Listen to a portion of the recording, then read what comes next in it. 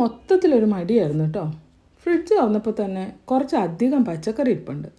എന്നാലൊരു അവിയലാവാമെന്ന് കരുതി പച്ചക്കറിയൊക്കെ നീളത്തിലങ്ങ് അരിഞ്ഞു. പച്ചക്കറിയുടെ കൂട്ടത്തിൽ മാങ്ങ ഇട്ടിട്ടൊരു അവിയൽ വെക്കാമെന്നാണ് ഞാൻ വിചാരിച്ചത് കേട്ടോ.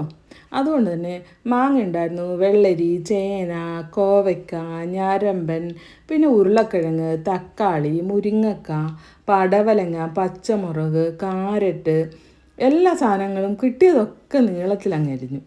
എന്നിട്ട് കുക്കറിലാക്കി പതുക്കെ അടുപ്പത്തേക്ക് അങ്ങ് വെച്ചു. അത് വേവുന്ന സമയം കൊണ്ട് തേങ്ങ ചിരണ്ടിയെടുത്ത് 2 പച്ചമുളകും കുറച്ച് ജീരകവും മഞ്ഞൾപ്പൊടിയും വെളുത്തുള്ളിയും കൂടി ഒന്ന് അരച്ചെടുത്തു. പതുക്കെ അരച്ചതേ ഉള്ളൂ കേട്ടോ, നന്നായി അരച്ചില്ല. അപ്പോഴേക്കും കുക്കറിൽ നിന്ന് ആദ്യ വിസിൽ മുഴങ്ങി കേട്ടോ. ഒറ്റ വിസിൽ മതി. അപ്പോഴേക്കും ഓഫാക്കി. ആവി പോകുന്നത് വരെ ഞാനങ്ങ് വെയിറ്റ് ചെയ്തു. പിന്നെ ഞാൻ ഈ അരച്ചെടുത്ത അരപ്പങ്ങ് ചേർത്തു. എല്ലാം കൂടി ഒന്നുകൂടി ഒന്ന് ഇളക്കി ചേർത്തു. പിന്നെ അതിനിടയിൽ ഞാൻ ഉപ്പുണ്ടോ എന്ന് നോക്കി കേട്ടോ. ഉപ്പ് കുറവായിരുന്നതുകൊണ്ട് കുറച്ചുകൂടി ഉപ്പിട്ടു. എന്നിട്ട് ഒന്നുകൂടി നന്നായി തിളപ്പിച്ചു. തിളപ്പിച്ചതിന് ശേഷം കുക്കർ അങ്ങ് ഓഫാക്കി. എന്നിട്ട് കറിവേപ്പിലയും കുറച്ച് വെളിച്ചെണ്ണയും ഒഴിച്ച് അടച്ചു വെച്ചു. കുറച്ച് നേരം ഞാൻ വെയിറ്റ് ചെയ്തു കേട്ടോ.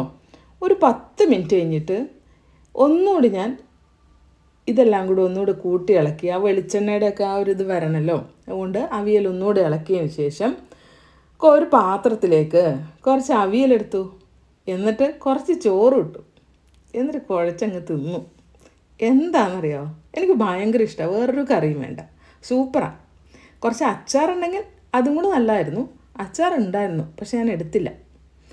എനിക്കിതാ ഇഷ്ടം. എങ്ങനെയുണ്ട്? പരീക്ഷിച്ച് നോക്കൂ കേട്ടോ എല്ലാവരും.